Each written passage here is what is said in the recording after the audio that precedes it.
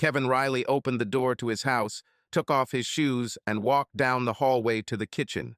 He had just driven his wife, Carrie, to the airport, where she was about to board an early morning flight to the state capital. It was her 2-week, 3-day trip to perform secretarial duties for her boss, Bradley Knox Roman III, or as Kevin always called him, Trey.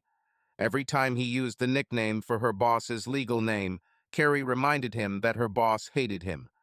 Although he never admitted it to his wife, it was one of the reasons he always found a way to weave the nickname into conversation.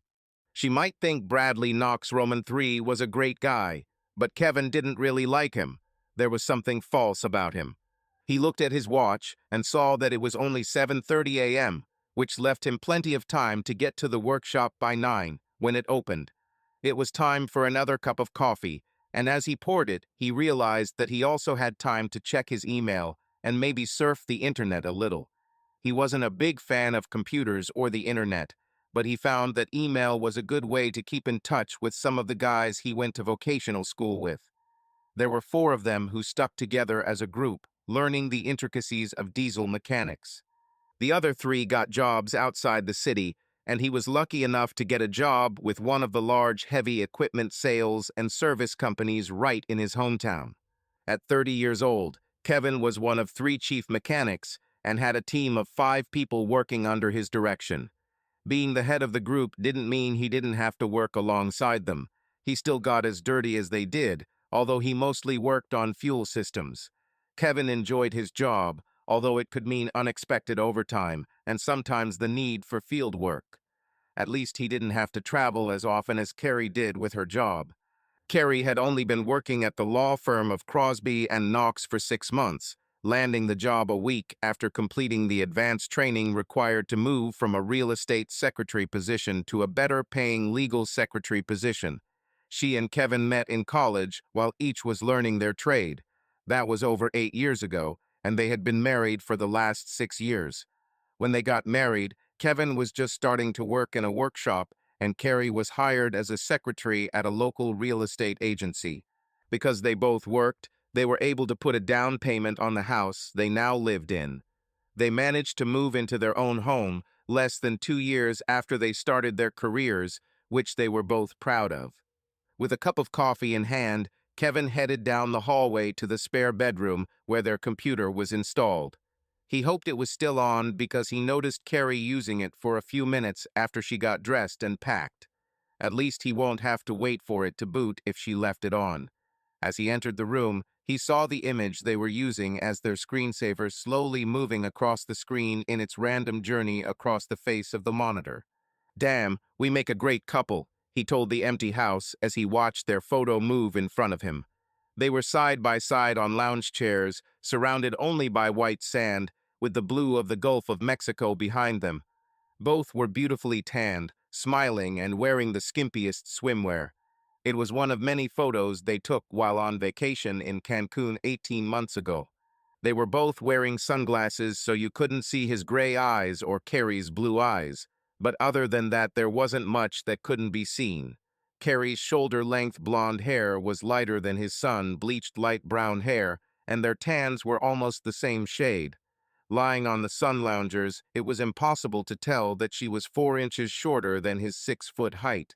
It's not the photo he wanted to use as a screensaver, but Carrie wouldn't let him use one of the photos taken when they spent the day at the resort's nude beach. She was afraid that her parents or someone else she didn't want to see in this photo would somehow come in and see it on the screen. In deference to her concerns, he left the photos in a secure folder hidden behind a password.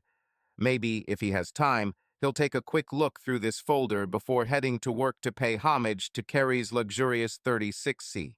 On the other hand, considering that he would have to spend the next 2 nights alone in their bed, he decided that maybe it wasn't such a good idea. Watching their photo move across the screen, he finally moved his mouse to remove the screensaver.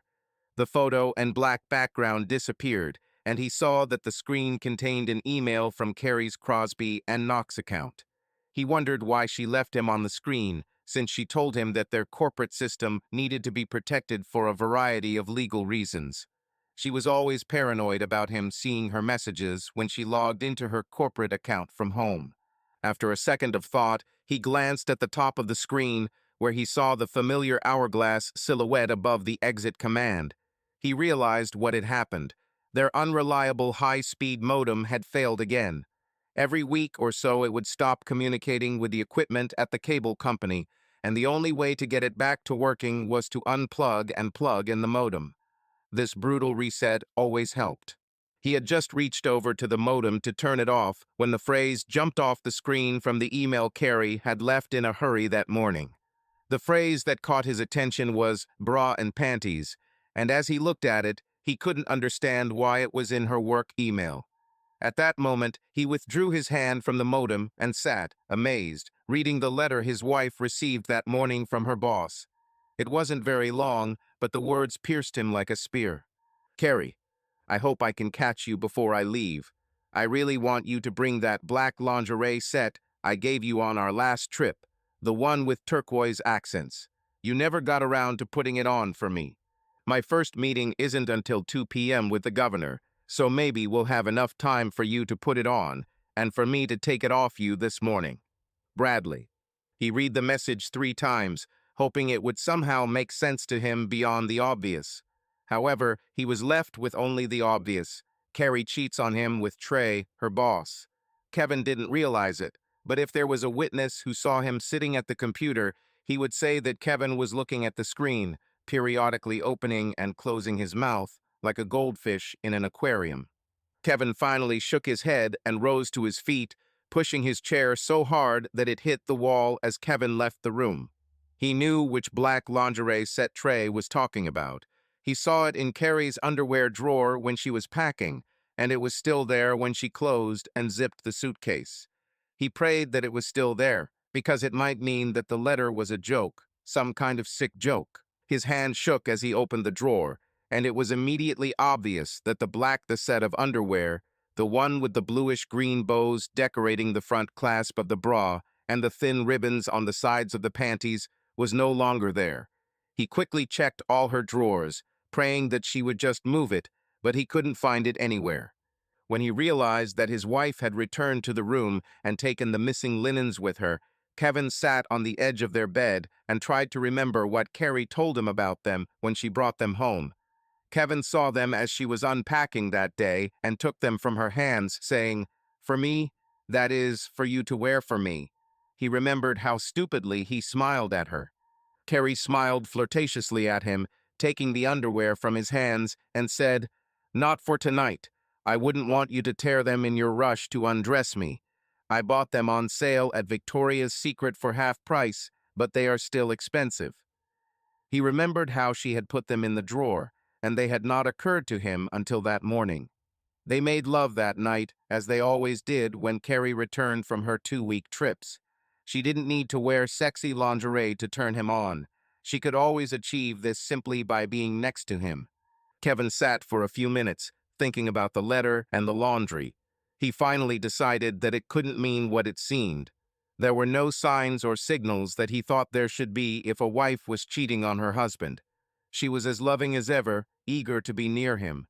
He couldn't remember the last time they'd had a serious argument, let alone a fight, and to be honest, their lovemaking had been even more frequent than after their Mexican vacation. There just must be something he's missing that could explain this message. He returned to the computer and, by manipulating the browser's stop button, moving back and forth between screens, managed to get the cursor back to normal. With any luck, her exit command didn't go through, and he'll be able to look at her email to see if there's more from this bastard.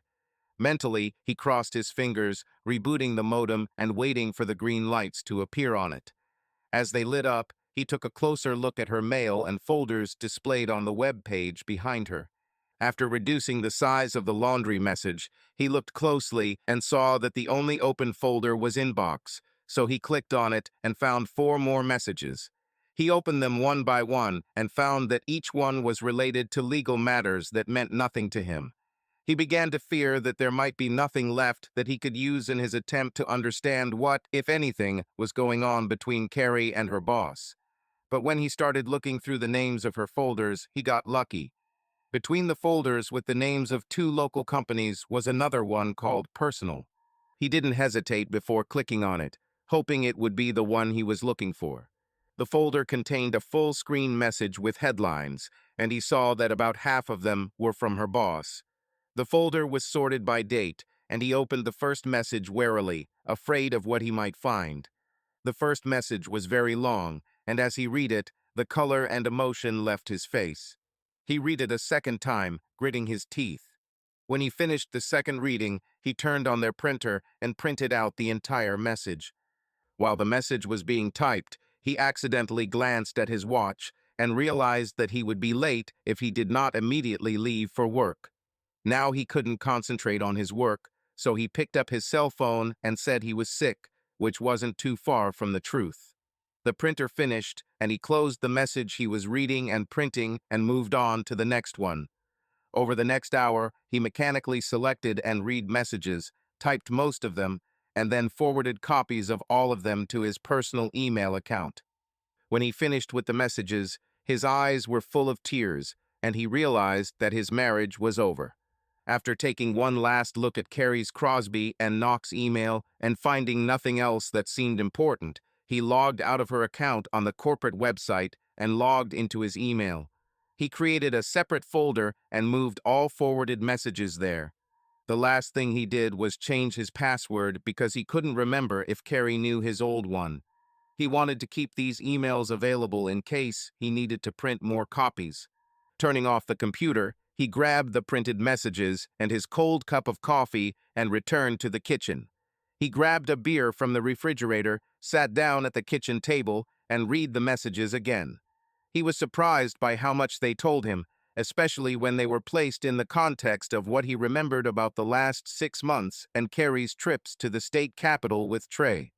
Carrie had only been at her new job for a week when she was told that she would have to accompany her boss to the Capitol to record depositions, search and print anything he might require from their corporate files, and provide any assistance needed. Their firm lobbied the governor's office on behalf of local businesses and businessmen and also represented other clients in state court. It all seemed so legit when she first told him about it. He now saw that Trey was probably targeting his wife, and that some trips did not really require her presence for business purposes. Now he also saw that Carrie soon became a willing participant in her meetings with Trey. Reconstructing from emails and his memories, Kevin knew that it was likely on their second trip that Trey had seduced his wife, although it was possible that it had happened on the first trip. The first email in her personal inbox was a reply from Trey to her letter, thanking him for the beautiful Gucci handbag he had given her and for the wonderful dinner they had together. She also mentioned how she liked everything else, although her post didn't specify what that meant. His response, however, mentioned their night together, so Kevin knew what she was talking about. This first message also explained the purse that had suddenly appeared in her possession a few months ago. When he asked her how she could afford it, she laughed and called it a $1.40 knockoff that she bought at a kiosk at the mall. Knowing that her betrayal began so long ago and how easy it was for her to lie, he felt sick. This is not the Carrie he remembered and loved. The emails continued regularly, usually right before or right after one of their trips. He assumed that between trips they talked in person without the need for email, or that the messages she saved were more important to her. It was impossible to tell, and in truth, it didn't matter. In the third or fourth email, he discovered how they were hiding their meetings from him and the office. They always stayed at the same hotel and booked the same 2 rooms. Kevin didn't realize it, but every evening when he called her around 10 o'clock in room 612 of the Hyatt Inn, she was there just to wait for his call. After he called her, she would join Trey in his room for the night. It seemed that he had become so predictable that they could deceive him like a trout. Their jokes about how they wished he would call a little earlier so they could meet sooner cut him like a razor.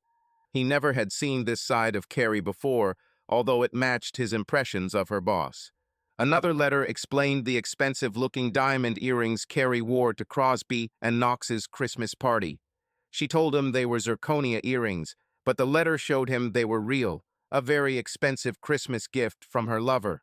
Once again, the message in her inbox was a response from Trey to her initial message, thanking her for the extravagant gift. It seemed to Kevin that she was overacting with her gratitude, but it made him wonder how she thanked him personally.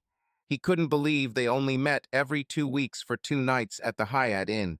He was sure they must have met at other times, and finally, on a second reading of one of the later emails, he found a clue when Trey mentioned working at a condominium. After some concentrated thought, Kevin remembered that Carrie once told him that her boss lived on the 9th floor of a condominium building overlooking the river park. It now seemed likely that they had met during the day at his condominium, either under the guise of work, or perhaps they had met there at lunchtime. No matter how hard Kevin tried, he couldn't remember a single time when Carrie seemed to have recently gotten laid. If she had slept with Trey during the week she was in town, as he was now sure, she had been very careful to remove all evidence of it before returning home. Of course, this could simply be a case of him fitting the mold of a blind and gullible, deceived husband. It was almost noon when he finished rereading all the emails and put them aside. He knew he would have to decide what to do before Carrie returned to town with Trey. She usually arrived early on Friday afternoon and immediately took a taxi home from the airport. When he thought about it, it became ironic that her greatest danger had already come while she was out of town. Kevin slowly stood up from the kitchen table, grabbed 2 more beers from the refrigerator, and headed into the living room, where he stretched out on the couch with the first bottle in his hand. He noticed that it was noon and wondered where the time had gone. He couldn't believe that almost 5 hours had passed since he walked through the door after taking his wife to meet her lover at the airport. He realized that they must have planned a lot carefully because he rarely saw Trey when he walked Carrie to the airport. He was seen standing in the waiting room a couple of times, but always completely ignored them. By 6 p.m. that day, Kevin was barely conscious. During the day, he went to the bathroom several times and returned to the kitchen, bringing 2 beers each time. His last trip was unsuccessful because the refrigerator was empty. He paused for a moment to look at the row of empty bottles on the kitchen counter and realized that there were 12 of them, the full contents of the 2 6s he had bought just the day before. They should have lasted him at least a couple of weeks, and under normal circumstances they would have.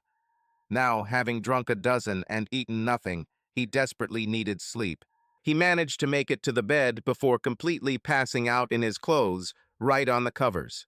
It was 10:15 when the phone ringing woke Kevin from where his mind had gone when he passed out. It was a place full of images of Carrie and him doing the things they had enjoyed since they met 8 years ago. As he tried to get up, he glanced at his watch and realized it was probably Carrie calling to find out why he hadn't called her at the Hyatt Inn. Everything he had learned came flooding back to him, and he decided to wait until she returned home before confronting her. The answering machine had just started to pick up a call when he picked up and said, "Hello, is that you, Carrie?" "Yes, it's me. Why didn't you call? You always call by this time. Something happened." He sensed a hint of worry in her voice and wondered why. In his anger, he almost said he was sorry for keeping her from meeting Trey, but he stopped himself and instead replied, "Sorry, Carrie, I fell asleep." He hoped his tone wouldn't give away his true feelings, but then he wondered why he should even bother. "You've never done that before. What happened?" There was a little dissatisfaction in her voice, and he almost decided to answer in a way that would show that he knew, but again he restrained himself. Instead, he responded as nicely as possible. "I had a couple of beers after work, and they probably knocked me out." He decided to go on the offensive and asked, "So, how was your day? Were you busy this morning? I hope Trey doesn't make you work too hard." Carrie hesitated a bit before answering, "No, I wasn't very busy." "Why do you ask? You almost never take any interest in my work here."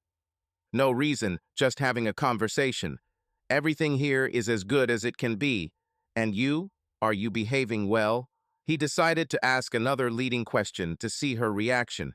She answered very quickly, "What do you mean? Of course I behave well. Why do you ask?" He felt a little worry in her voice again. He was in no hurry to answer. "Just kidding. I know you will always behave well. I trusted you completely, and I know that my trust is safe with you." She was a little confused, answering, Of course. I'm just wondering why you said that. You've never said anything like that before.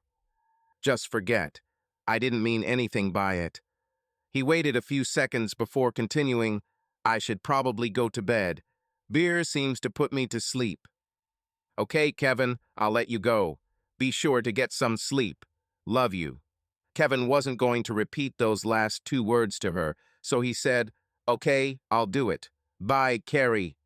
He hung up and headed to the bathroom, where he got rid of the last of his beer. He felt a little better now after getting some sleep, although of course he wouldn't be able to drive. He returned to the kitchen and sat down next to the phone, waiting silently for 15 minutes. When the time was up, he dialed the Hyatt Inn number, which he knew by heart from the many times he had called her there before, and asked to speak to number 612. Unsurprisingly, the phone did not answer even after a dozen rings before he hung up. He wondered if they were now discussing some new plan to get him to call her earlier in the future, and he also wondered if his failed call to Carrie would affect their hookup that night. He finally decided that he really didn't care, but then he realized that they were probably going to have sex while he sat there thinking about it. This realization brought tears to his eyes again as he stumbled towards the bed, this time undressing before crawling under the covers. The next morning, he was surprised that he didn't feel so bad from his drinking the night before. After the shower, he felt well enough to go to work and spend the day there, although his thoughts were on Carrie rather than fuel filters, injectors, and precision fuel pumps. He performed his tasks mechanically, and more than one employee looked at him questioningly when he didn't seem to understand what they were telling him. He was extremely glad when the day was over.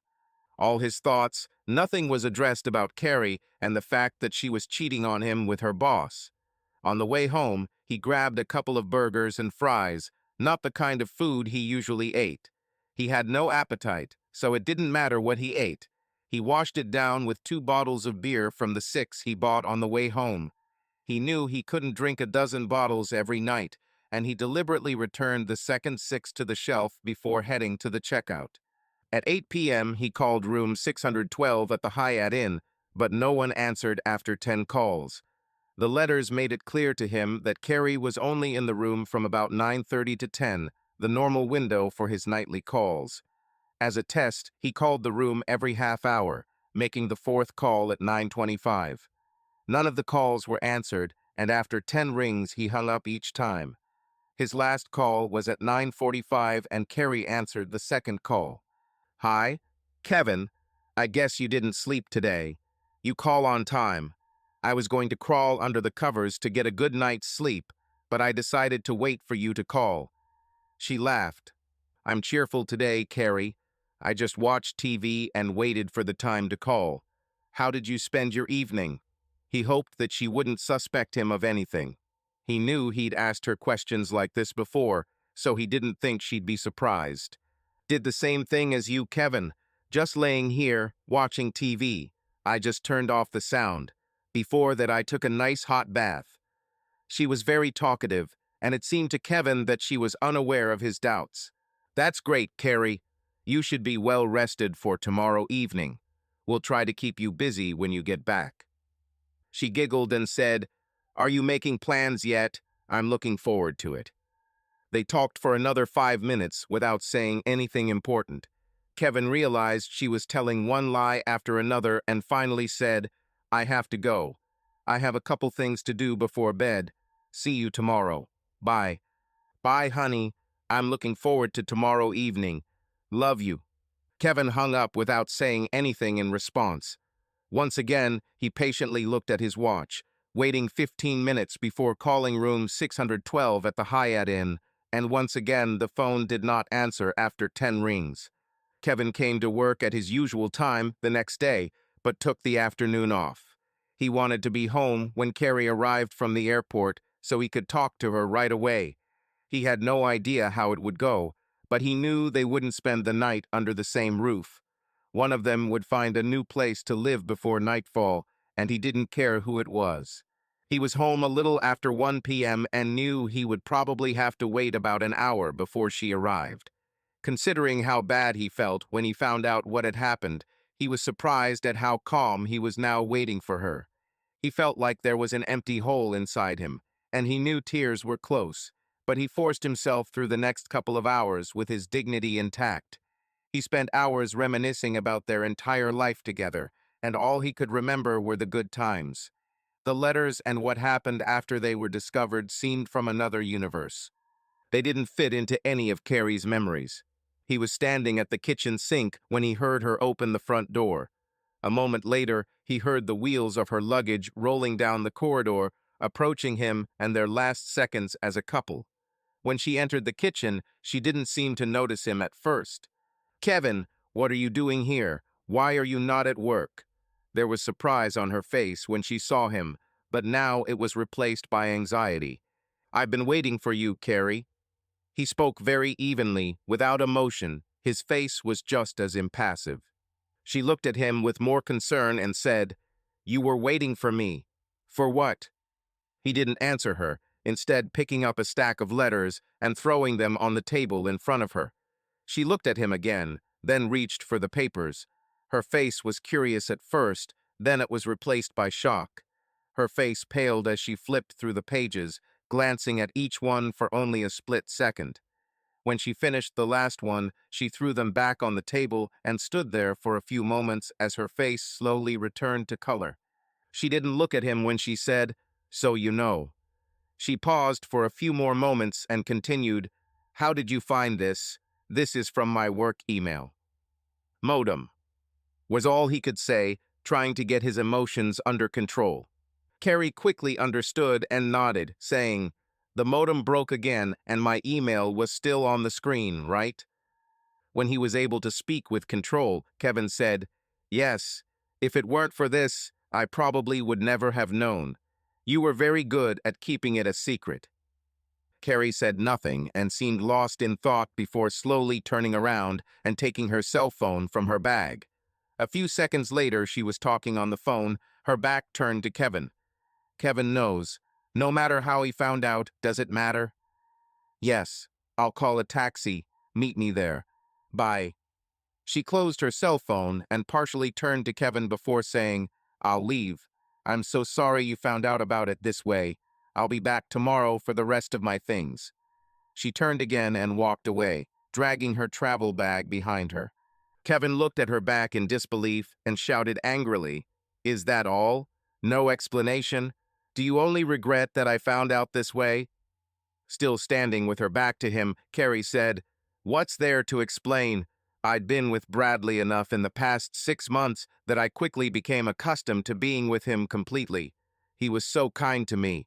You can't compare to him, Kevin. Sorry." The tears that were close to the surface burst out as Kevin said, "Good to you. What's the matter? And the money he spends on you? I know about handbags, earrings, and some other things. Is this all for this?" Carrie hesitated before answering. "Gifts are just part of it. Bradley does everything at the highest level, and I'm ready to live at the highest level." After she finished speaking, she walked down the hallway to their bedroom and stayed there for almost 5 minutes while Kevin struggled to pull himself together. He found it hard to believe that this was all because of what Trey could give her. He knew that they were still far from any prosperity, but the Carrie he knew never complained. Had he really underestimated her that much? When she returned from the bedroom, she was carrying a full wardrobe bag. She must have called a taxi from the bedroom because as soon as she stepped into the kitchen, two short car horns sounded from outside. Without further conversation, Carrie picked up her travel bag and left the house. Kevin watched her silently and watched as the taxi driver rushed to the house to pick up her luggage. She got into the taxi and waited until the driver pulled away before taking one last look at Kevin. It seemed to him that she was crying. Walking back into the kitchen, Kevin said, "What the hell just happened here?" But the answer was no one, so he sat down at the kitchen table and tried to understand what had happened to his once loving wife. The next day, Saturday, Kevin was still in shock and disbelief at how easily Carrie had left their marriage, their home, and him. A little after noon, she called and said she would come get the rest of her things. When she arrived, her father was with her, bringing their van and several empty boxes. While he and Carrie were carrying boxes into the bedroom, Kevin walked into the living room and sat quietly on the sofa. A few minutes later, Carrie's father, Joseph Kane, joined him. They sat quietly for several minutes before Kevin spoke. "Did she tell you what was going on?" Kevin asked. Her father looked a little confused, but finally responded, "Sorry, Kevin. It seems she is determined to go to her boss. Her mother, and I don't understand why she wants to leave you for him. We've never met this person, but he'd have to be really great to be better than you." Kevin was still confused and said, "It seems like it's about what he can give her. This is the only thing that makes any sense, and not much." He looked at his father-in-law and continued, "I know it sounds strange, but that's all I can understand. She didn't say she loved him, or that she stopped loving me." Joseph sat silently for a while, but finally said, "Does it really matter?" Kevin thought for a moment before answering, "No, probably not. She slept with him regularly for several months. I can't forgive this, even if it seemed like she wanted to." Both men sat in silence until Carrie came out and said, "I took everything I wanted to keep. Everything else you can do with it what you want. Give it away or throw it away." There were tears in her eyes as she quickly looked around the living room before continuing to move boxes out. Her father followed her with another box before returning for the rest. After they left, Kevin returned to the bedroom and noticed that there were still some of her things left in the closet that Carrie had been using. He opened the dresser drawers that were hers and saw that there were some items left there too. There were still a few sets in her lingerie drawer that he remembered giving her for her birthdays and Valentine's Day. He picked up one of the bras he had given her and then threw it back into the drawer in disgust. She could have at least taken them with her and thrown them away. It's almost like she's trying to be mean. He went to the kitchen and took a couple of green garbage bags. After a few minutes, he gathered her remaining clothes into bags and tied them, ready to donate to charity. Another bag of cosmetics and toiletries she left in the bedroom and bathroom went in the trash. An hour later, there was nothing left in these two rooms that would remind Carrie. He knew he would find more of her things, but for now he was content to get rid of the last obvious traces of her presence. He spent the rest of the day lying on the bed they once shared, thinking about what he should do and imagining different scenarios for revenge. He eventually realized that despite his anger, he was not inclined to violence or revenge, and that he would be better off using his energy to forget about her, no matter how difficult it was. The weekend ended quickly, although Kevin couldn't remember much about it. He bought a couple more sixes of beer, and now they were all lying in the trash, empty. He knew it was unusual for him to drink to this extent, but it was the only way he felt he could get through the weekend. Trying to understand why Carrie did what she did was driving him crazy, and the only solution was to force himself to stop asking the question. By Monday, he felt a little better, more at peace with the facts of what had happened, whether or not he could explain them. He was not in the best shape at work on Monday and Tuesday. On Tuesday, he called the Crosby and Knox office to find out Carrie's new mail forwarding address. He was not connected to her when he asked. Instead, the secretary returned a few minutes later with the information that Carrie would email him the information he needed. Later that evening, when he checked his email, there was an email from Carrie's work account containing only her new forwarding address, an address he recognized as the 9th floor of the condominium where Trey lived. Wednesday started out as a normal day at work for Kevin until he was called into the office for a mid-morning phone call. It was his bank, concerned that he should do something about the mortgage payment that didn't go through his account. After several minutes of heated argument with the loan officer at the bank, Kevin learned that both bank accounts he and Carrie used now showed their balances. A few more questions revealed that almost $20,000 had been transferred from them on Monday. Kevin now found himself in a financial bind, and although he could barely afford it, he took time off work to try and sort out the mess. The first thing he did was head straight to the law firm of Crosby and Knox. He was furious with Carrie and was going to demand half the money back on the bills. He believes she stole almost $10,000 from him. He was determined as he entered the firm's office, walked past the secretary, and headed straight to Carrie's desk. She didn't see him coming and looked up in fear as he started talking loudly to her from 10 feet away. "What the hell are you doing, emptying our bank accounts? I want half of this money back now." Bradley Knox Roman 3 chose that moment to step out of his office and see what was going on, and as soon as Kevin noticed him, he changed course, heading towards the lawyer in the threesome. Kevin managed to get within 2 feet of him, but was faced with his office door slamming shut. He heard the bolt click as he pulled the door handle.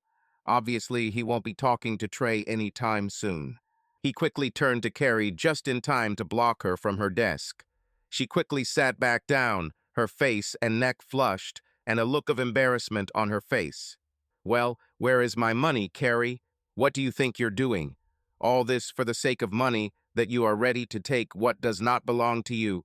Kevin was practically screaming, and people all over the office listened to him and began to gather nearby, wanting to see what was happening. Carrie finally found her voice and said, "I'll take the money and you can keep the car, house, and furniture." She reached into the stack of envelopes and packages waiting for the courier and pulled out an envelope, which she handed to him. "Everything is in this envelope, and if you want to argue, hire a lawyer. I really hoped you'd get it before you found out the money was gone, and I think you'll find that fair enough." Before he could open the envelope, 2 guards ran up to him, each with a hand on a taser clipped to his belt. Sturdy said, "You better leave now. If you don't leave immediately, you will be arrested. We are authorized to use these tasers, so don't test us." Kevin realized that disobedience would lead to nothing good, so he turned and left, finally saying, "You have turned into a greedy bitch. I don't understand how you've changed so much. The Carrie I am, I knew I wouldn't have done that." He took one last look at her boss's locked office door and shouted, "You stay locked, Trey, you coward." He noticed that a couple of Carrie's colleagues giggled at his remark, apparently enjoying watching the cowardly lawyer's reaction to Kevin's visit. When he returned to his car, he tore the envelope. He soon realized that Carrie had given all the details of their assets and liabilities to Trey, who had organized them into a spreadsheet that seemed to show an equal split between them if she took the cash and he kept the car, house, and furniture. They had very few obligations other than a mortgage and an outstanding credit card balance. The chart showed that everyone would be responsible for their credit card debt, so at least they wouldn't have to worry about it.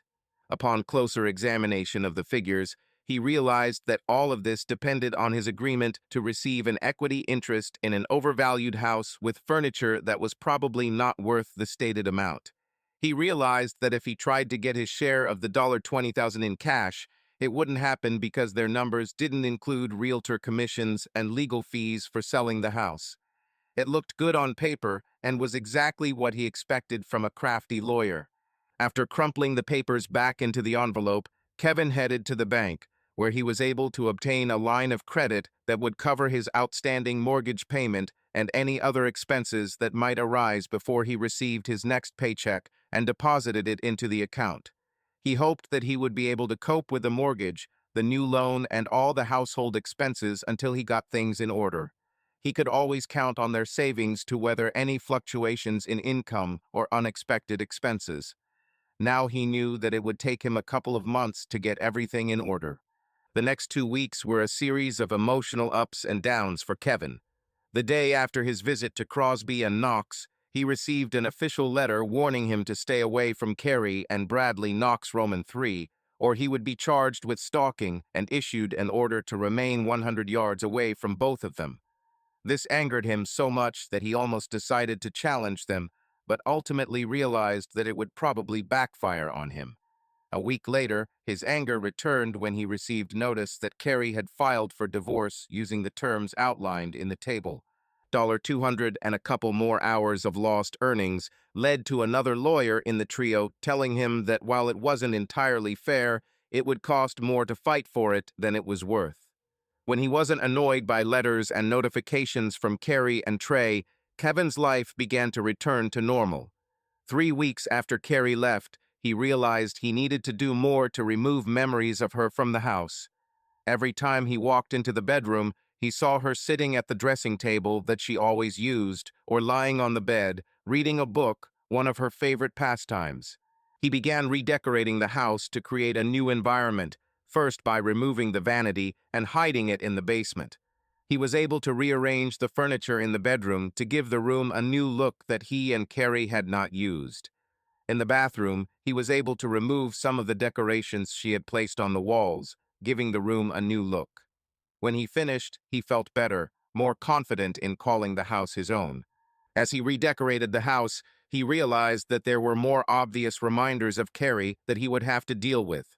These were photographs of her or them together, hanging on several walls and standing on tables and the fireplace in the living room. One night, he decided to put away all these images and memories of her and went around the house, removing photographs from their frames and putting them in a box he found in the basement. When he finished that, he moved on to their collection of photo albums that were kept in the bookcase in the living room. The first album he picked up contained almost exclusively photos of the two of them, and after he put away a few that were of him alone or of friends he still valued, he put the album with the remaining photos in a box. The next album was from their wedding, and the only photos he kept were of him and his parents. Both of his parents had since died, and the photographs were among the last records of them. The rest of the book went into the box. He continued to flip through the pages of the remaining albums, leaving most of the photos in place before adding the books to the box. The last album he took off the shelf contained mostly the photographs he had brought into their marriage. Many were from his childhood and school years, although there were a few from Carrie that he removed and added to the pile in the box. Leafing through a book with memories of his youth, he came across one photo that made him stop. It was a photo of him with Carol Reese, his girlfriend for most of his high school years. He wondered what she was doing now and what happened to her after she left for university. They broke up when she moved away, and he eventually went to vocational school, where he met Carrie. He carefully placed this book of memories from his younger years back on the shelf, and placed the small stack of photographs he had saved from other books on it, ready to add them later. For now he felt he had done enough and would return to the photographs another day. He managed to put away the last obvious reminders of Carrie, although this did not exclude the many times when he thought about her during the day and especially at night, lying in their marital bed. Before he went to bed that night, he pulled out the local telephone directory and looked up the entries for the name Reese. Caroline was missing, which didn't surprise him, but he also couldn't find a record of her widowed mother, Marion Reese. He still remembered their address, but it wasn't listed under the name Reese. There were only a few entries in the directory for the name Reese, none of which were related to his memories of Caroline. His curiosity satisfied, he put the book away and thought no more about the only woman who had ever meant anything to him. About 6 weeks after Carrie's hasty departure from his life, Kevin was alarmed by a knock on the door, which pulled him away from his late-night TV. Night after night he sat there, watching programs that had no meaning to him except as a means to fill the hours between dinner and bed. Opening the door, he was surprised to see Carrie's brother, Robert Kane. "Hello, Robert.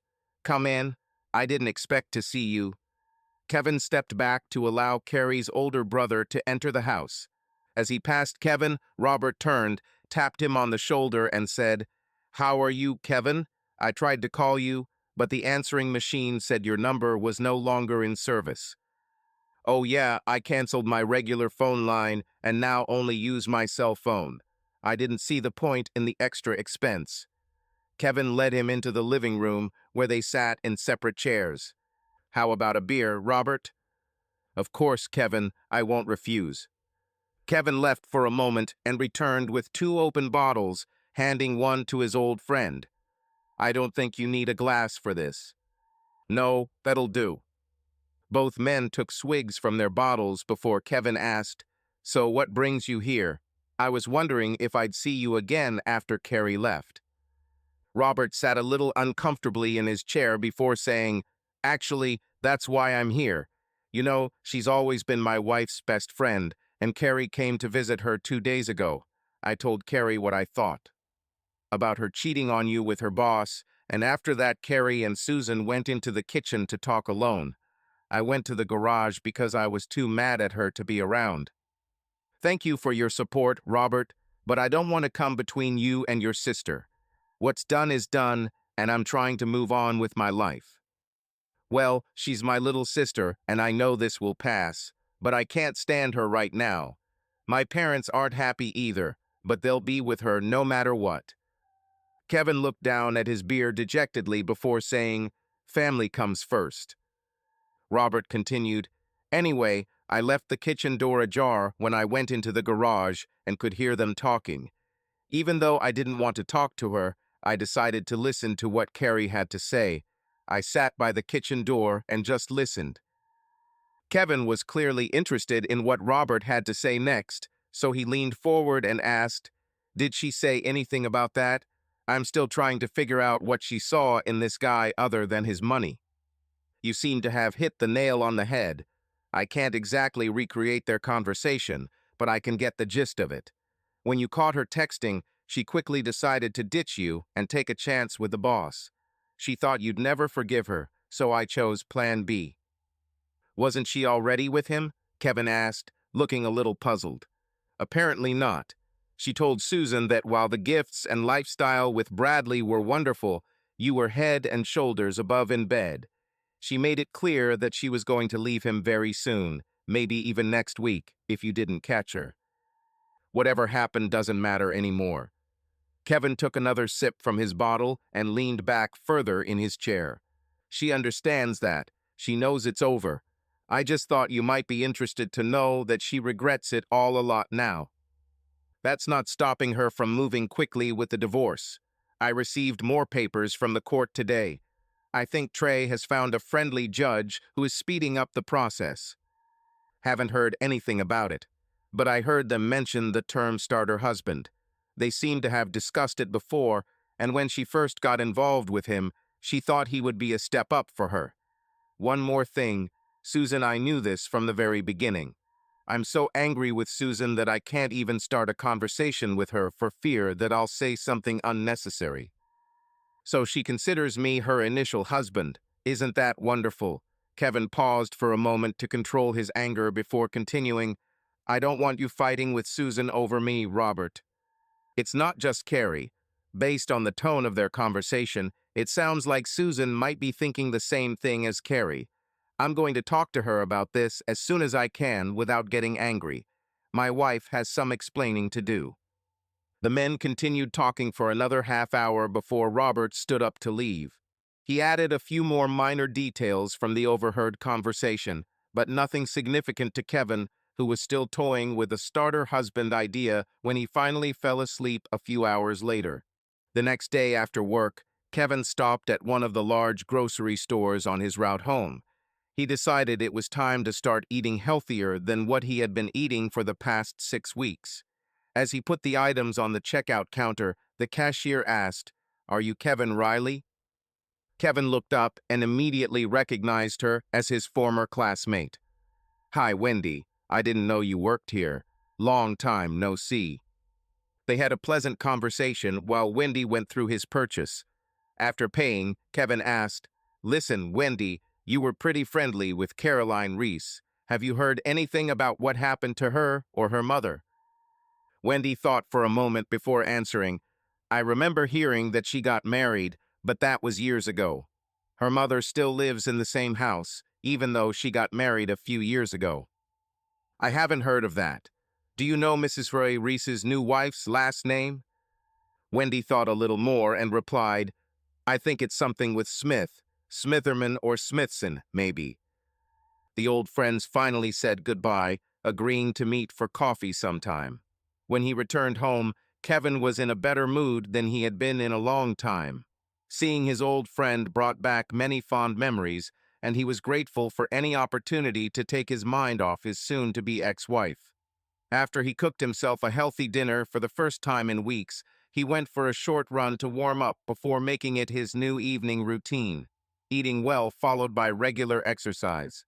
Returning from a run, he decided to look for Caroline's mother's phone number and soon found it in the phone book under the name Smithers.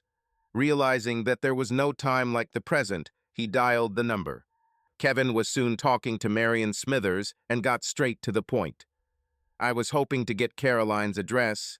I would like to write her a few lines. I was just on my way to see her. Her last name is Jansen now, and you don't need to write. You can just call her. She dictated the number and added that Caroline was now a widow. Since she was in a hurry, they quickly popped. After the call, Kevin looked up Caroline Jansen in the phone book and noticed that her address was in an area known to be a low-income neighborhood. This surprised him, and he wondered why Caroline lived there. He decided that one day he would call her. Kevin changed a lot over the next few days. His new healthy lifestyle had a positive effect on his mood, and he was now much more cheerful at work. He really began to imagine that life without Carrie was possible. And just as this new thinking took hold, a new letter from Carrie gave him even more to think about. It was a very short letter, consisting of just one line. I never considered you to be my first husband. It was obvious that Robert and Susan had discussed what Robert had overheard and told Kevin a few days ago. Susan apparently relayed the information that Robert had overheard their conversation and passed it on to Kevin. The message brought back everything Kevin had tried to forget. After a few minutes of thought, he replied, "Actions speak louder than words." She did not respond to this message. Almost exactly 3 months after Carrie left their home for Trey, Kevin received the final divorce papers. Trey's ability to speed up the process surprised him. After returning from a run, he celebrated his new status as a divorced man with one cold beer. When he finished it, he sat down at the computer and sent Carrie a message. "You got what you wanted." This was their last letter to each other, and she did not answer it. Later that night, after rereading and archiving his divorce, Kevin decided it was time to call Caroline Jansen to say hello. He'd thought about calling her a few times in the past weeks since he'd gotten her number, but he just hadn't been ready to take that step yet. Since he was divorced and she was a widow, he thought maybe they could have dinner or a few drinks together for old time's sake. With that thought in mind, he dialed her number. When she answered, he had barely introduced himself before she said, "Kevin, I'm so glad you called. Mom said you called, and I was starting to think you decided not to call." The old friends spent the next hour telling each other about the most important moments in their lives since high school. Kevin learned that Caroline married Frank Jansen in her final year at university. He served in the National Guard and was called to duty in Iraq. 3 months after arriving there, she was informed that a man on a bicycle had blown himself up at a checkpoint her husband was guarding, killing him and another soldier. This left her a widow with a 4-year-old daughter, Rissy. They lived on a survivor's pension she received from the Army, but once her daughter started school, Caroline planned to return to work as an occupational therapist. Kevin, in turn, told Caroline about his new status and some of the details of how and why he became a divorcee. Eventually, it was time to say goodbye as Caroline had to put her daughter to bed. Kevin decided now was the time to see if Caroline was interested in meeting him. "So, Caroline, how about we have dinner or drinks together some evening?" Caroline hesitated before answering, "Sorry, Kevin, I'm not ready for that yet. My daughter is my top priority right now. Maybe another time." Kevin was very disappointed as he thought they were getting back together after all these years. "It's okay, Caroline. I hope I didn't upset you with my proposal. Goodbye and good luck, Caroline." He felt bad that her reaction hurt him so much, so he quickly hung up. The official divorce and the abandonment of his old girlfriend together led him to the refrigerator for another beer, and after it was finished, he went straight to bed. This day turned out to be emotionally difficult for him. The next 2 months flew by for Kevin. His daily routine became what kept him going, and he knew that he would eventually have to decide what to do with the rest of his life. He knew there was no point in rushing into a new relationship right away, so he put that part of his life on hold, wanting to wait until Carrie was banished to the furthest reaches of his memory. He still found it difficult to go more than a few hours without thinking about her, although he noticed that these memories became less painful as time passed. Kevin canceled his newspaper subscription several months ago when he cut off his landline and premium cable channels to cut costs. He now depended on newspapers left in the cafeteria by his co-workers, who rarely brought one to work. Sometimes he listened to local news on the radio, but again, not regularly. It was in this ignorant state that he came to work that morning. During his morning coffee break, he was having an animated conversation about work with another mechanic when one of the other men threw a newspaper in front of him and said, "You better read this, Kevin." Kevin picked up the newspaper and read the headline, "One dead, one critical." The accompanying article was about a fatal accident that occurred the previous night on the road leading out of a local country club. The driver lost control of his car and it slid into a ditch, overturning several times. The driver, identified as Bradley Knox Roman III, was ejected from the vehicle, which then overturned on top of him. The passenger, Carrie Riley, suffered serious injuries and was in the intensive care unit at a local hospital. Alcohol may have been a factor in the crash, police said. After reading the article twice, Kevin returned the paper to the man who gave it to him and said, "I can't say I'm sorry about his death. I hope Carrie survives, but other than that, I think I'm too over her to care." The man looked at him carefully before saying, "Are you sure, Kevin? I know it was really hard for you when she left. You were practically useless here for a long time," he said, laughing. "Yes, I'm sure. Reading this article has proven that to me. All I have is normal human compassion for her. I have no desire to rush to her bedside." Reading this news was a watershed moment for Kevin. Now he could admit to himself that he had truly overcome the memories of Carrie, and he felt the weight lifted from his shoulders. Although he regretted the situation she and her parents found themselves in, he was glad that he had reached a point where he knew he could move on with his life. Over the next few days, local news channels confirmed that Bradley Knox Roman III was legally drunk when he drove off the road. The same messages still called Carrie unconscious and in critical condition. Kevin's reaction to the news was to invite one of the secretaries to dinner, an evening they both enjoyed. He was very pleased to enjoy the woman's company again, hugging her as they danced and enjoying a few passionate kisses as he dropped her off.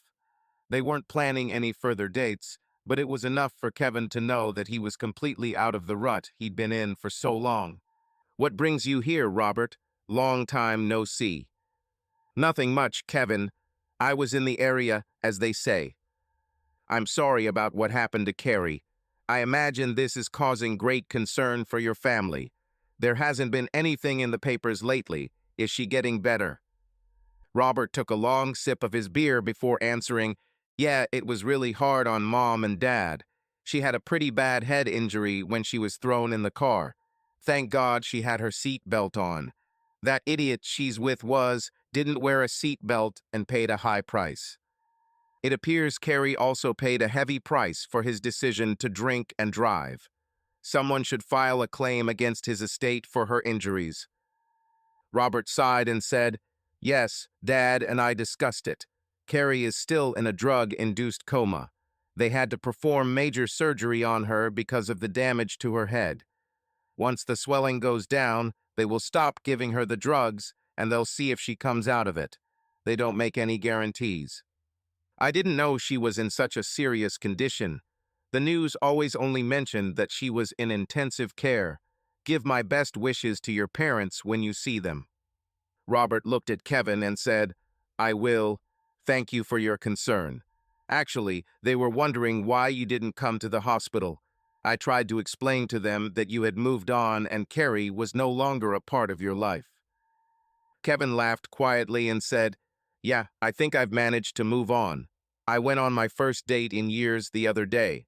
While I'm sorry she suffered such serious injuries, it's not something I'm going to let affect my life. A year ago, I would have gone crazy in this situation, but Carrie kind of cured me from it." They continued talking about sports and work and did not return to the topic of Carrie until the very end of Robert's visit. As he was about to leave, he said, "By the way, Kevin, Susan, and I seem to have gotten over that problem I talked to you about last time. She sees what a mess Carrie is in, even before this accident, and has decided that she's more than happy to be my wife. It seems like it was a case of the grass always seeming greener." Glad to hear that, Robert. Carrie must have confused Susan. Somewhere along the way, Carrie forgot her commitment to me and our marriage. Things could have been much worse. We could have had children. They shook hands and Robert went home. Another 6 weeks went by quickly for Kevin. He hadn't heard anything about what happened to Carrie and assumed that meant her recovery was going well. He was able to become more involved in dating and averaged 1 date per week during this period. He dated Jean, a secretary from work, several times and spent a couple of nights at her apartment enjoying purely recreational sex with her. Neither of them expected their relationship to go too far, but they both enjoyed their time together. Their nights in her bed helped remove the last obstacles to his return to dating. It was Thursday evening and Kevin had just returned from a run when he heard the doorbell ring. He was very surprised to see his former father-in-law on the threshold when he opened the door. "Come in, Joseph. To what do you owe such an unexpected visit?" The older man remained on the doorstep and said, "I can't come in because I'm heading to the hospital. I would like to ask you to come to the hospital and see Carrie with us and her mother. She just regained consciousness this week. We were hoping that you can meet us there at 2 o'clock tomorrow afternoon." Kevin looked at him curiously and replied, "I guess I can. What's the matter? Why do you want me to come to the hospital? Our marriage is long over." Joseph looked very relieved and said, "We'd just like you to meet us there if you can. We'll talk about it there. I'm in a big hurry right now. See you tomorrow." The older man quickly turned with a wave of his hand and hurried to his still-running car, leaving Kevin standing on his doorstep, confused. The next day, Kevin rearranged his schedule so that he could take a late lunch and then start his weekend early, after an agreed-upon trip to the hospital. He ended up leaving work at 1 p.m., and instead of having lunch, he smacked on fruit from his lunchbox on the way. He arrived at the hospital early, but decided to go up to Carrie's room. It may be possible to complete this faster than planned. It was just after 1:30 when he stepped out of the elevator on Carrie's floor. He was given the room number at the main reception on the ground floor, and he immediately saw that the room was opposite the nurse's station. He hadn't noticed it before, but now he realized that he was actually a little nervous. He hadn't seen Carrie since that angry visit to her office at Crosby and Knox, and hadn't exchanged letters with her in months. This could have been a difficult experience for him. He took a deep breath, quietly entered the open doors of her private room, and stopped. Instead of waking her, Kevin decided to wait for her parents to arrive. In fact, he was fascinated to see her again. She was as beautiful as ever, and there were no signs of accident on her face and neck, nor on the visible parts of her arms. Only the scar on her head testified to the terrible accident in which she found herself. At some point, he wanted to go over and take her hand, but this desire quickly passed when he remembered some of the contents of the letters he had found so long ago. His jaw tensed, and he reaffirmed his intention to wait. He watched her for about 2 minutes when her eyes slowly opened and focused on him. It was like a light switching on as her face suddenly lit up and she said, "Kevin, you're here. Where have you been? I've missed you so much the last 3 days. Nobody told me where you were." Kevin was completely taken aback by her reaction and questions and replied, "Where do you think I was? I was at home and at work." Carrie's reaction to this answer was complete confusion, and she said, "Why weren't you here when I woke up? Why did you go to work or stay home when I was here?" Now his confusion grew even greater, and he became a little angry at her questions. He quickly said, "Why did you expect me to be here? We're divorced. You went to your lover. Why should I visit you? I'm only here because your parents asked." Her reaction completely surprised and scared Kevin, as she immediately screamed and tried to approach him. She was clearly extremely agitated, saying, "No, no, no, what are you saying?" She began to flail her arms, trying to free herself from the equipment and tubes that were holding her. After a few seconds, she tore the Roman 4 out of her right arm. The alarm on the infusion pump began beeping continuously, which was soon followed by a loud, cutting sound. The beep from the heart monitor as Carrie yanked the cables hard enough to disconnect them from the machine. A few seconds after the alarm started, Two nurses from a nearby station burst into the room. The first one looked at Kevin and asked, "What did you do to her?" She then rushed past him towards Carrie, grabbed her flailing arms, and forced her back onto the bed. She didn't pay attention to Kevin's answer. "I didn't do anything. I was standing at the door the whole time." Carrie muttered incoherent words, trying to thrash around the bed to free herself from the nurse's strong arms. The second nurse quickly assessed the situation and said, "I'll get the straps and call the doctor for permission to sedate." She turned and hurriedly left the room. Kevin slowly stepped back from the bedlam of the hospital room, then turned and shook his head as he walked back to the elevator. "I think she's gone crazy," he said to no one in particular. Approaching the elevator, the doors opened and Carrie's parents stepped out. Before they could say a word to him, their attention was completely captured by the screams and noise from Carrie's room, as well as the sight of a nurse rushing into the room with belts and a syringe in her hands. "What's happened?" Carrie's mother looked at Kevin with concern and continued, "Were you talking to her?" When he answered in the affirmative, she said, "God, no," and they both hurried past him into the room. Kevin was completely perplexed by the strange situation unfolding in front of him, and after he stood for a few seconds, listening and observing what was happening, he pressed the button to call the elevator. As he entered the elevator and the doors began to close, he saw Carrie's father come out of the room, apparently looking for him. Kevin only had time to raise his hand in a quick farewell gesture before the doors closed completely. Excited to be able to start his weekend earlier than expected, Kevin drove straight home from the hospital. On the way home, he replayed the strange scenes that unfolded before him in Carrie's room. None of this made sense to him, and he decided to forget about it. He tried to fulfill Joseph Kane's request, but Carrie's reactions to his visit quickly stopped his efforts. He was sure that the accident had left her with psychological problems, which he was happy to leave to her parents and doctors. Let them deal with it, he decided.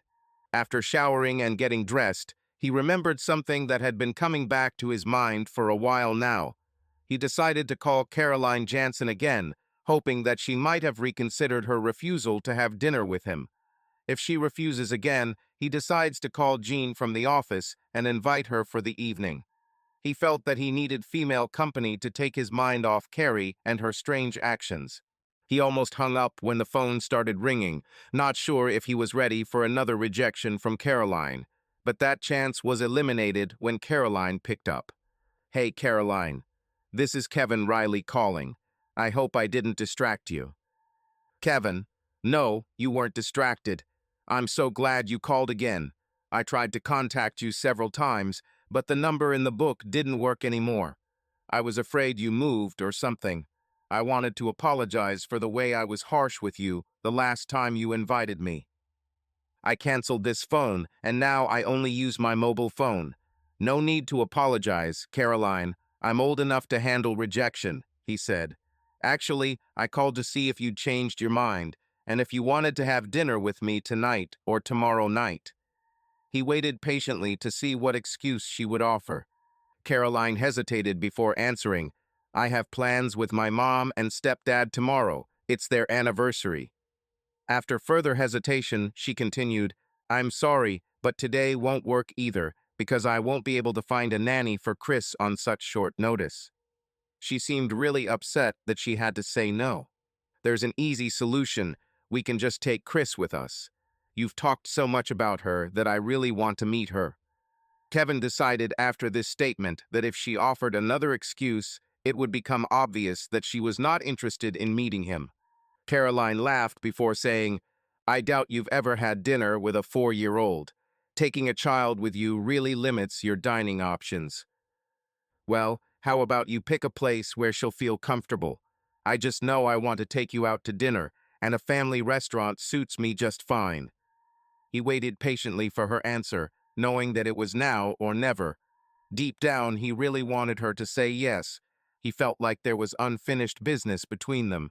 Their separation after school was forced due to academic plans, and not because of any obvious divergence of feelings. If you're serious, there's a restaurant that Chris really likes. The food and atmosphere are really good, even though it's a family restaurant. They have a great dessert bar that Chris just loves. It's decided then. I'll pick you up at 5. Just tell me where this place is. Kevin was very pleased, and you could hear it in his voice. Caroline also sounded excited as she replied, "Are you sure you don't mind taking Chris with you?" Kevin laughed before saying, "Absolutely. If she's anything like her mother, I'm sure she'll be pleasant company. I've always found you to be one of the most polite and well-mannered people I've ever met." They continued to joke until Caroline said that she needed to prepare herself and her daughter to go out. Kevin was ecstatic when he hung up, happier than he had been in a long time. He sincerely hoped that their evening would go as he hoped. Later that night, as Kevin lay in bed waiting to sleep, he thought about the details of his dinner with Caroline and Chris. He lay there smiling, pleased with how everything had gone. He now looked forward to Sunday morning, having agreed to accompany them to the church service, from which he had lost the habit many years ago. He was less interested in listening to the sermon than in spending more time with the two Jansens whom he had just invited to dinner. He recalled the beginning of their evening, when he arrived at the house where Caroline lived. He was shocked by the beauty of the woman who met him at the door, so little things changed from what he remembered of her. Their last meeting was more than 10 years ago. Her dark hair was now cut short, and the style suited her very well. Somehow she seemed taller, although he was sure it was just a memory distortion. She was rounded in all the right places, but the beautiful smile and dark eyes he remembered remained. Seeing her for the first time, he held his breath. Chris was like a miniature of her mother, with the same dark hair and eyes. Caroline said she had her father's nose and chin, although Kevin thought she looked more like her mother in those features too. Chris shook his hand lightly upon introduction, and he noticed that she was examining him carefully, so attentively that Kevin wondered if the child would raise any objections to his interest in her mother. He had heard of cases where incompatibility with children had destroyed the relationship between their parents and a potential partner. His fears were quickly dispelled when Chris agreed to take his hand as she walked from Caroline's car to the restaurant. They used her car so they wouldn't have to move the child's seat into his, and he drove while Caroline gave directions and Chris commented on everything that was happening from the back seat. By the time they got there, Kevin had already taken a liking to the inquisitive little girl. Their dinner went very well, and they found plenty to talk about. Chris often intervened in the conversation by asking the question, "What is empty space?" where empty space was a word she did not fully understand. Kevin found it very funny, while Caroline seemed a little embarrassed by the frequent interruptions. After they finished the main course, Kevin was able to convince Chris to go with him to the dessert bar, where they chose and prepared desserts together. Caroline ordered soft-serve ice cream with chocolate sauce, and Kevin picked Chris up so she could make dessert for her mom. Kevin's choice was simple: a slice of apple pie with ice cream, and once again Chris did all the work while he held her. Her own dessert took the longest to choose, as she couldn't decide which of the 3 toppings to choose for her ice cream, and Kevin earned himself a lifelong friend by suggesting she get a little of all 3. The ride back home continued to be as enjoyable as dinner. Kevin walked them to Caroline's apartment door, but any thoughts of a quick hug or goodbye kiss were dashed when Chris took her mom's hand and pulled her inside, demanding a bath and reading a book before bed. It was just after noon on Sunday when Caroline stopped by Kevin's house to drop him off after church and brunch at IHOP. Chris was busy talking to Kevin about animals, and he didn't notice what was at his door.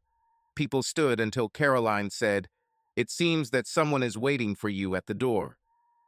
Kevin looked around and said, "These are my ex-father-in-law and mother-in-law. I wonder what they want. I think I should go and find out." Chris quickly regained his attention by saying, "Don't forget to take me to the zoo." She looked worried that unexpected guests might interfere with their plans for the day.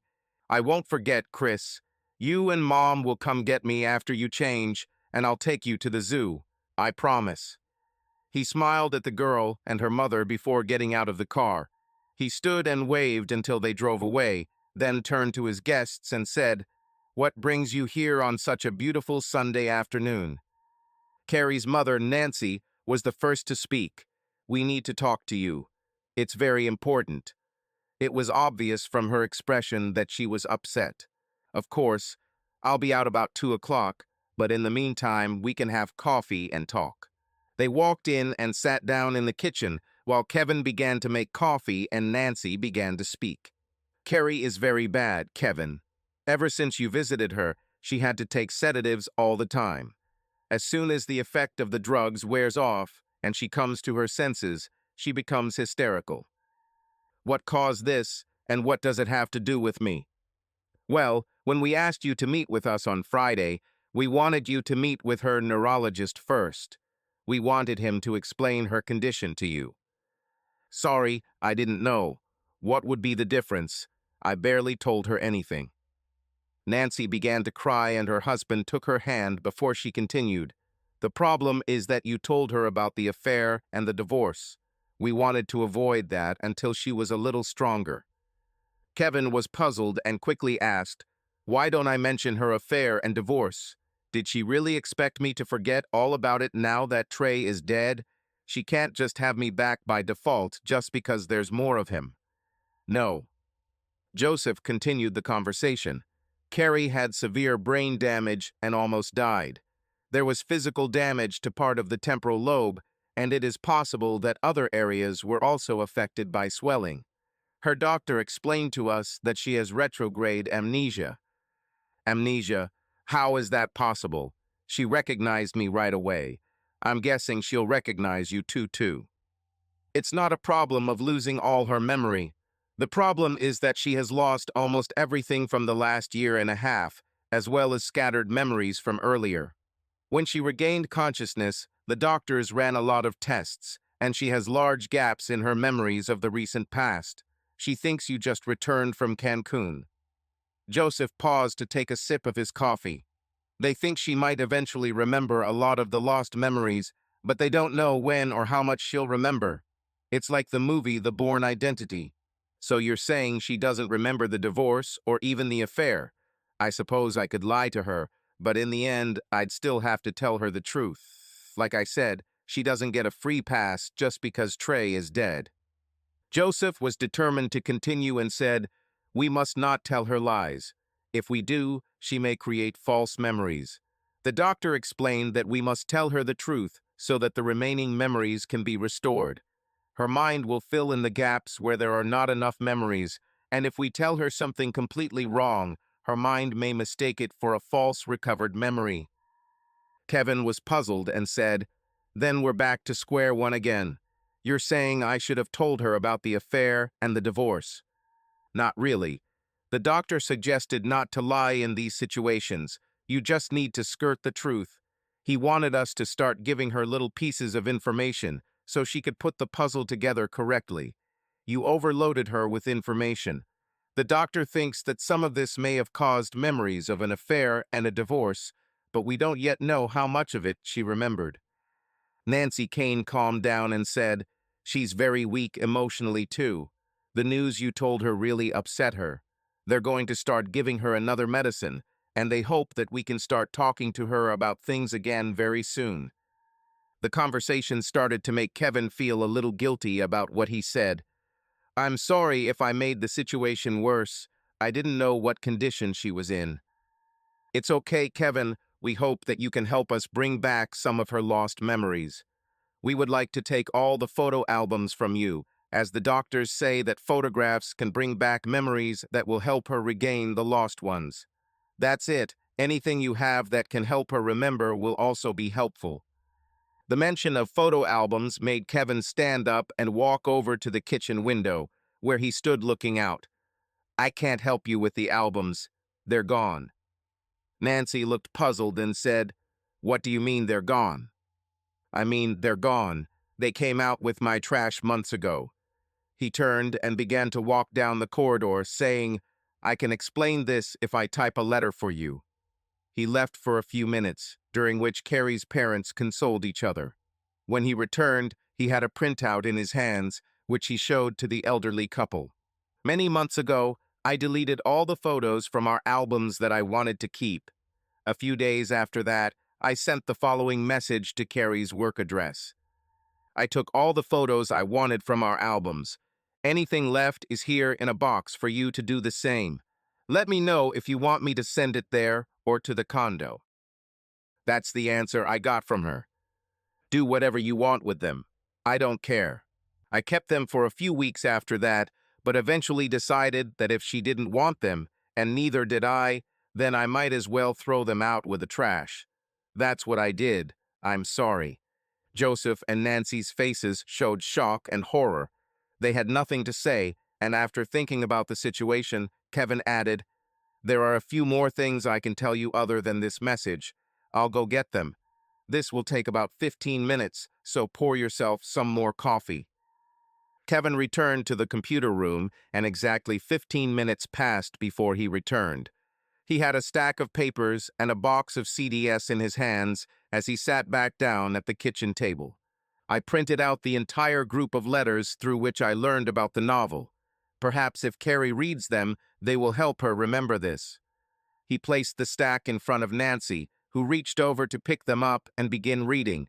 Kevin immediately took them from her hands and said, "There are some very explicit passages in some of these letters. I'm not sure you should read them because I know the impact they had on me, but if you decide to read them, consider this." He added copies of all the legal letters that had been sent to him, including the warning letter following his visit to the Crosby and Knox office. The last item was a CD on which he tagged Cancun.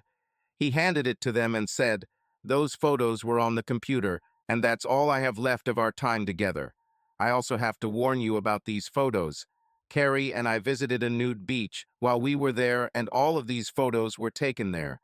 However, there is one photo in which we are dressed and sitting on sun loungers on the beach. Carrie should probably watch the rest herself." Carrie's mother folded the papers and CD in front of her. Kevin thought that was an awfully small pile to sum up their marriage. He hoped this would help Carrie. They sat in silence for a few seconds before Nancy said, "I don't think you'll want to come and see Carrie. Come and talk to her about everything that happened between you." Kevin thought for just a moment before answering, "I don't think so, at least not right now. If she wants to talk to me after she reads all of this and realizes what she did to our marriage, call me and I might think about it." "I suppose it's impossible that you could consider starting over with her," her father said with a hopeful look on his face. "I can't do this, I'm afraid. I've spent all these months trying to get rid of my feelings for her, and I can't risk her doing this to me again. She chose Trey's wealth and social status over me, and I will never give her the chance to do that to me a second time. It was in her nature that she could do that, and I don't believe that a blow to the head would change that aspect of her personality. Even if I could believe in such a possibility, I simply won't take the risk." Joseph and Nancy agreed that they understood his feelings on the matter. They thanked him for the offer to talk to Carrie later if she wanted. The three of them were walking out the front door, exchanging goodbyes as Caroline and her daughter approached the porch. Chrissy immediately told the older couple, "We're going to the zoo. We will see elephants." The Canes quickly greeted mother and daughter and soon left. Apologizing for not being ready, Kevin invited Caroline and Chrissy to come in and wait while he changed.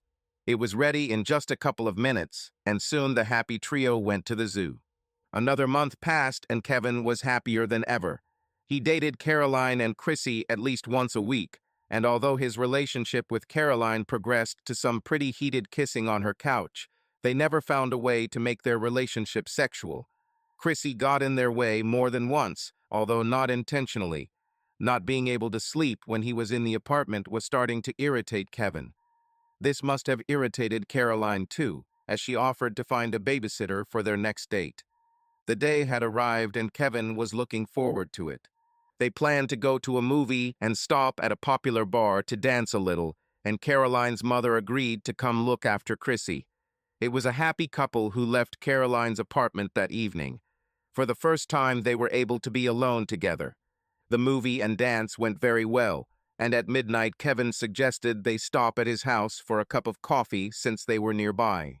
Caroline agreed, smiling, but warned that she could not expect her mother to stay very long. When they entered the house, Kevin said, "If you prefer wine instead of coffee, I have a few bottles in the basement. When Caroline agreed that it sounded like a good idea, he quickly pulled out a bottle for them. They had been sipping wine and dancing to his large collection of CDs for about half an hour when Kevin led her back to the living room couch. After a couple of very pleasant kisses, he pulled away from her embrace and took his cell phone. "What are you doing?" Caroline asked with a smile on her face. "I was starting to like it." Kevin put his finger to her lips and said, "Just give me a minute. I want to talk to your nanny." Caroline was shocked and tried to grab the phone, saying, "Don't bother my mother. Why are you calling her?" She alternated between confusion and laughter as she tried and failed to reach his cell phone. The call was answered quickly, and Caroline stopped struggling for the phone when she heard Kevin say, "This is Kevin. It's okay, but I wanted to ask you something, Mrs. Smithers." "Okay, then, Marion. I wanted to ask if you wanted to go home. I was hoping that maybe Caroline could stay longer." "I see. Okay, that sounds great." There was a much longer silence, almost a full minute, before Kevin said, "I really like the way you think, Marion. Yes, I'll tell her exactly what you told me. She won't need to change the sheets. I'll do it myself." There was an even shorter pause before Kevin continued, "See you then. I already said how much I like it. What do you think? Goodbye, Marion." Kevin laughed as he ended the call, and Caroline looked at him in confusion. "What was that, Kevin?"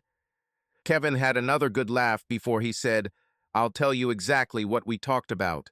I think I'll really like your mom. It's not that I didn't like her before. She and I always got along great when you and I were dating in high school." He stopped and chuckled again. "So tell me, Kevin, what did she say?" Caroline was puzzled and clearly did not understand what kind of call this was. "Well, your stepdad, Gary, joined her at your apartment. Chrissy is fine and Repko is sleeping, and your mother and Gary are doing about the same thing there that we did on the couch. She told me that he had a doctor's appointment today and came to tell her that he now has a prescription for the little blue pills." Kevin laughed again before continuing. "Your mother insists that you stay here tonight because they will sleep in your bed. Well, that's not exactly how she put it. She told me they didn't want to. They have pajamas, so they will have to sleep naked in your bed." Carol had a look of absolute shock on her face as she said, "My mother would never say anything like that. What are you trying to force on me?" Kevin laughed again before saying, "I forgot to mention, they were enjoying that bottle of wine you had in the cupboard, and I think Gary got your mom a little drunk. She said she thought we were good together. And you need to forget about Frank. She wants you to stay here with me." He paused and, smiling, leaned down to kiss Carol. Her face was very red, and when she broke the kiss, she said, "I can't believe she said that, my own mother." She looked into Kevin's eyes, trying to answer the question with what she saw there, before closing her eyes and moving forward to begin a very sensual kiss with him. Then they had sex. They lay there for over a minute before Kevin said, "Carol, we should have done this in high school. I would never let you leave me if we did. It was amazing, even if it ended too quickly. Give me a few minutes, and we can try again with much more attention to detail." Caroline giggled before saying, "Just a few minutes. We don't need to rush, now that you've made an agreement with my mother.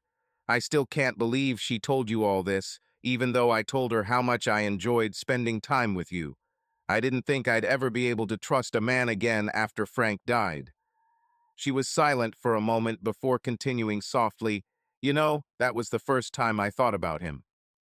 Kevin opened his eyes when she spoke and became thoughtful after her confession. "I thought about Carrie for a moment when I turned on the light. After that, I only thought about you until you said that." He smiled at Caroline, who looked at him as he spoke. "I need to thank you for freeing me from this ghost." He leaned down and began to kiss her, the kiss becoming deeper and more intense every second. They made love again. Kevin lay in his living room at 2 p.m. the next day, remembering the wonderful evening and morning spent with Caroline. They made love twice last night and again before they got up to shower together. Waking up with Caroline in his arms was a dream come true for him, and he thought she felt the same since she seemed so happy when they woke up together. They got along really well sexually, and he was already looking forward to the next night they could spend together. Considering how cooperative her mother was, Kevin really hoped it would be soon. He couldn't help but laugh as he remembered their meeting at IHOP that morning. Marion and Gary, along with Chrissy, were sitting and waiting for them when they arrived. The two adults smiled at them as they walked in, while Chrissy laughed and waved, happily greeting her mother. When they sat down at the table, Kevin said, "Sorry I'm late. I needed to do some laundry." He laughed as Caroline blushed and lightly punched his arm.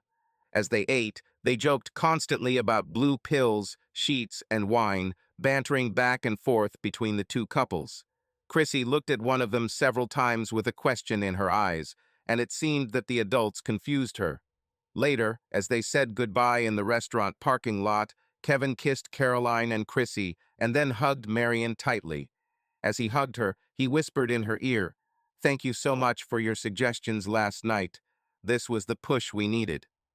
Marion smiled at him, then hugged him tightly again, only to whisper back, "I think you two are well suited for each other. You're exactly what she's needed for a long time, and Gary and I made good use of the opportunity to test his recipe." She laughed, turning and taking her husband's arm to walk to Caroline's car. Kevin stood in the parking lot and waved after them, smiling. He was once again lost in the memories of the shower he and Caroline had enjoyed together when his cell phone rang and forced him to get up from the couch. He assumed it was Caroline and responded with a cheerful, "Hello." "Kevin?" Kevin recognized Joseph Kane's voice and replied, "Yes, it's me. How can I help you, Joseph?" "Well, Kevin, I'm calling about your offer to talk to Carrie once we've looked at all the information you've given us. She lives at our house now, and she asked us to invite you over for coffee so she could talk to you. She didn't want to call herself because I think she's afraid you'll hang up."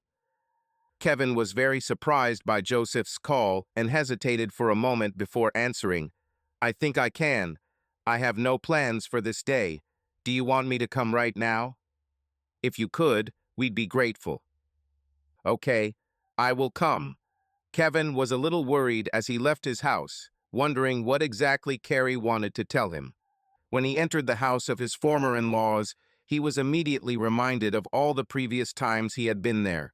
They were all occasions when he would gladly walk through that door, but this was not one of those occasions. Carrie was not there when he arrived, and Joseph and Nancy asked him to join them in the kitchen. After they had poured 4 cups of coffee, Joseph said, "Nancy and I will let you and Carrie talk alone here while we go into the living room." They took their 2 cups and left, and just a few seconds later Carrie walked into the kitchen and sat down opposite Kevin.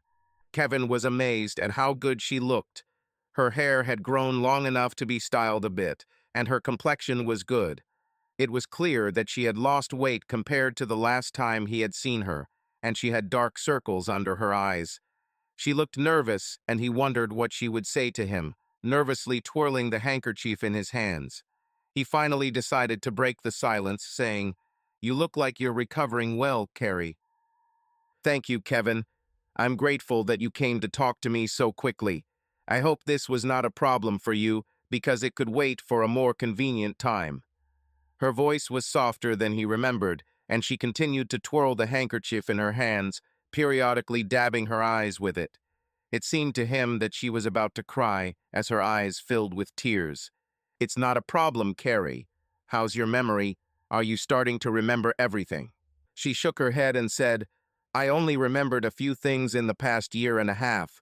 I was at Crosby and Knox, and the receptionist was kind enough to show me around and tell me a lot about my time there. A few things seemed familiar, and I was able to understand some other things after talking to her. I found out that she and I were actually pretty good friends while I was working there, but I don't have any memories of her from that time. It was really very frustrating." "I can imagine. Are there things you want to talk about that you think I can help you remember?" Kevin found it easier to talk to her than he expected. Carrie smiled and said, "Yes, I have a few questions. I talked to Susan a lot, and she really helped me understand some of the things I did." She was still nervously twirling her handkerchief and periodically dabbing her eyes. Kevin took another sip of coffee and said, Don't be afraid to ask me any questions. I will try to be as honest with you as possible. Before I ask you anything, I just want to say how sincerely I apologize for the way I treated you back then. If I hadn't seen copies of the emails and talked to others, I would never have believed I could have done this. Tears began to roll down her cheeks, and she had to continually pat her eyes dry. Kevin didn't really know how to respond to that. There was no way to say, it's okay, given what he had to go through because of her cheating and its consequences. Carrie broke the silence, continuing, I only remember vague snippets about Bradley and nothing about our time together. All I know about this is second-hand information. She was silent for almost a minute before continuing. I've seen pictures of him and heard descriptions of him from people at the firm. He wasn't particularly liked there, and I don't understand what I could see in him. I even visited his apartment, and if my things weren't there, I would never have believed that I lived there with him. The tears flowed faster, and she had to constantly blot her eyes. Kevin continued to sit silently, waiting for Carrie to ask her questions. Again, after a long pause, she continued. There was one question that none of the others could fully answer. I wanted to know how you found out about what I was doing. I know it was related to emails, but I don't know how. Kevin explained how he discovered the first letter and how it led him to others. While he spoke, she opened a drawer and took out a tattered and stained stack of papers, the very letters he had given to her parents. He explained to her how the mention of the lingerie set had initially caught his attention, and then told her what she had told him about purchasing the set. He continued by telling the story of what she told him about the purse and earrings. She looked terrible listening to him recount some of her lies. When he finished, it took her a while to recover and wipe away her tears. When she was finally able to speak, she said, Forgive me for lying. I know this is easy for me to say, but I truly and sincerely apologize. After a few moments, she asked, While we're talking about letters, can you tell me about this one where Bradley and I joked about my driver? You'll probably regret asking. When you joked about the driver bringing you to him, you were talking about me. Every time you went to the state capitol, I drove you to the airport and carried your suitcases to the check-in counter. I took you to him and even carried your bag with expensive lingerie that you were going to wear for him.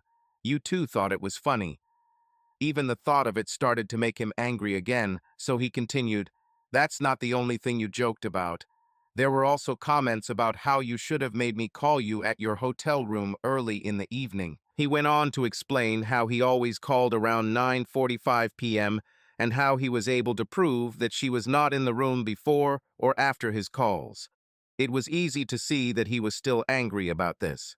She started crying again, but after a couple of minutes, she was able to say, I'm so sorry, Kevin. I just can't understand how I could do this. Kevin took a long sip of his coffee before continuing, It's in the past now, Carrie. I still get upset when I think about some things, but I've had enough time to get over it. The conversation moved away from the topic of emails and onto her health. She explained to Kevin that she sometimes has seizures and doctors try different medications to control them. She was not emotionally ready to work and had already completely quit Crosby and Knox. Her parents had consulted with a lawyer, and she expected them to file a lawsuit against Bradley's insurance company and his estate for the injuries she suffered in the accident. After about 15 minutes of this, Kevin announced that it was time for him to leave. Before you go, Kevin, I wanted to ask if you thought it was possible for us to go on a date. I know you'll probably never forgive the new Carrie, the one who betrayed you so badly, but I'm the old Carrie again. I don't remember cheating on you or almost anything from that time. Maybe if we go out for dinner or other dates, you'll fall in love with old Carrie again someday. She said all this quickly so that she could do it before he could stop her. This was a situation Kevin had been dreading, and he paused, thinking about what to say, before responding, Sorry, Carrie. For me, there is no old or new Carrie. There is only one Carrie, the one I fell in love with and then lost to try. It took me a long time to get over it, but I'm happy where I am now. I know this is not what you want to hear, and I understand that. She began to cry quietly again as he spoke. As he stood up to leave, she asked, "Have you found someone else?" He slowed down again, unsure of how her words might affect her. "I think so, Carrie. I think yes. Is that the dark-haired woman with the little girl?" There was a look of surprise on Kevin's face as he said, "Yes, she is. How do you know?" "My parents saw her when they were at your house. They told me about her." Carrie continued to wipe away tears as she spoke. Finally, she said, "You deserve someone who will treat you better than me." After finishing speaking, she ran out of the room. Kevin left the house himself and left long before Carrie's parents realized that Kevin and Carrie were no longer in the kitchen. A month later, on a sunny Saturday in April, Gary and Kevin rented a truck to move Caroline and Chrissy from their apartment to Kevin's house. Everything was going so well between them that they decided to see if they were right for each other. Chrissy was thrilled to have a yard to play in and a big room of her own. Kevin's computer had been moved to the corner of the living room, and the room it was in was now freshly painted and decorated for a little girl. There was a large box with a children's play area and swings sitting in the garage, ready to be assembled. The three became regulars at their church every Sunday, and Kevin soon noticed that Carrie's parents sometimes attended the same church. He thought nothing of it when, 4 months after Caroline moved in with him, the pastor announced that they would be married the following week and that any of the parishioners could attend. They decided they wanted a small, informal wedding and chose their church instead of City Hall for the ceremony. Chrissy was thrilled to be the flower girl at her mother's wedding, her only friend, and that she will soon have a new dad. Kevin quickly made it clear that Frank Jansen would always be her father, but that he would be happy to be her dad. He and Caroline agreed that Chrissy would keep her father's last name, even if they went ahead with the legal adoption. Kevin insisted that Frank's sacrifice would not result in him losing his only child, and Kevin and Caroline spent an hour on the phone with Frank's parents, explaining their upcoming marriage and their plans to keep Chrissy connected to the Jansen family. The conversation ended with a promise to visit Chrissy's paternal grandparents for a week before the end of the summer. Kevin was excited to meet them, and they decided the trip would be their honeymoon. Their simple wedding ceremony went off without a hitch, with many friends and family in attendance. It was obvious to some that Caroline was pregnant, and Chrissy made sure everyone in the church knew that she was going to have two twin brothers. It was hard to tell if she was more excited about the upcoming arrival of her brothers or the fact that Kevin was now her dad. A week later, while Kevin was at the auto repair shop changing the exhaust system before their trip to the Jansen family, he met his former brother-in-law, Robert Kane. Robert said he and Susan accompanied Carrie to her wedding last week. They only stayed until the end of the service, as Carrie found it much more difficult to be there than she expected. Kevin, in turn, had a hard time understanding why Carrie came to his wedding. Why did she want to be there? I know how upset she was when I said I was involved with Caroline. Watching our wedding must have been even harder for her. Robert replied, "She is trying to outlive you as you outlived her. She thought that watching your wedding would make it easier for her to move on. It really upset her, but she said she was glad she came." The men continued their small talk until Robert said, "I almost forgot to tell you. Carrie's lawsuit against Bradley Knox's insurance company was settled. Since it looked like she would never be able to work again, she received almost $2 million. Part of the deal was that she got his apartment and now lives there. We couldn't understand why she wanted it, but she said she hoped living there would help her regain her lost memories. Personally, I don't think this is very likely. Doctors believe that she has recovered everything she could. I'm afraid that constant reminders of that creep won't be good for her mental state. With his death, your second marriage, and the fact that she only remembers the good times with you, I think this is a mistake." 2 years have passed quickly for Kevin and Caroline. Their two sons, Frank and Kevin Jr., were complemented by a younger sister for Chrissy. They named their daughter Mariana after her grandmother. The house was beginning to look too small for their growing family, and they were already discussing whether they should add an addition to the house or buy a larger one. They haven't made a decision yet, believing they have another year before they have to decide. It was a quiet Friday evening when the phone rang and Caroline answered. After a moment, she called Kevin on the phone. When he picked up the phone, he was surprised to hear Joseph Kane's voice. "I should have called you, Kevin, so you wouldn't find out about this in the newspaper tomorrow. Carrie is dead. Robert found her when he came to visit today. Looks like she died yesterday." The news stunned Kevin, and he lost control for a moment. His reaction was strong enough for Caroline to realize that something was wrong, and she walked towards him, taking his hand. Her calming touch and worried look brought him back to reality, happily at home with Caroline and their children. Her short reaction was caused by a sudden memory of long-forgotten moments with Carrie, memories that he knew would never completely fade. He smiled briefly at Caroline before saying, "I'm really sorry to hear that, Joseph. Please accept my sincere condolences to you, Nancy and Robert."